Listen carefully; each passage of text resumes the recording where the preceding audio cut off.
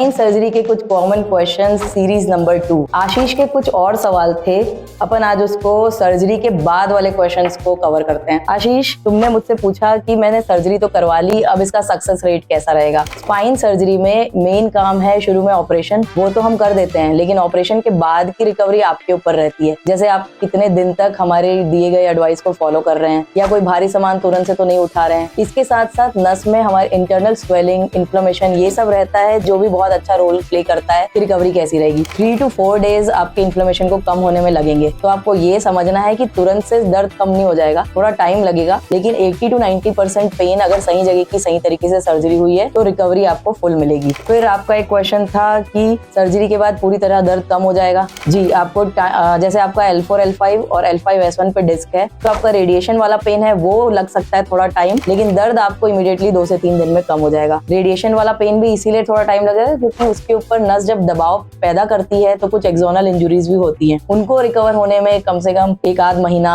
या 15 से 20 दिन ऐसा भी लग सकता है। कई पेशेंट्स तो हमारे पास ऐसे भी आए हैं जिनको 6-6 महीने तक वो रिकवरी नहीं मिल पाई जैसा उनको चाहिए था, बट उनका कारण था क्योंकि वो बहुत लेट हो गए थे सर्जरी कराने में। इसके बाद मैं आप लोगों को 2 पॉइंट्स एक्स्ट्रा बता रही हूँ जो पेशेंट्स मुझसे पूछते हैं। पहला तो क्या स्पाइन या बैक एक साइकोलॉजिकल भी हो सकता है? हाँ, बिल्कुल, स्पाइन और बैक एक साइकोलॉजिकल होता है और ये स्ट्रेस और ज्यादा टेंशन लेने में बढ़ता भी है, जिसको हम साइकोजेनिक पेन कहते हैं। ये पेन यूजुअली हमारे कॉर्टिसोल लेवल इंक्रीज होने पे होता है। इसमें मसल्स के लेवल पे कॉर्टिसोल जमा होने लगता है और दर्द धीरे धीरे बढ़ने लगता है। और एक और कॉमन क्वेश्चन था कि क्या एज लिमिट है स्पाइन केस कराने की? एज लिमिट तो बिल्कुल भी नहीं है। जब से मिनिमल इन्वेजिव टेक्निक्स आ गई हैं, आजकल छोटे से चीरे से किसी भी एज के लोगों का ऑपरेशन किया जाता है। 80+ लोगों का भी मैंने ऑपरेशन किया है सिर्फ 1 सेंटीमीटर चीरे से। वो तब पॉसिबल होता है जब उनमें सिर्फ डिस्क को हटाना है या कंप्रेशन को हटाना है जो उनके पेन का कारण है। कई बार बेड रिडन होने से ज्यादा अच्छा होता है कि उनको सर्जरी करके चला देना। चलता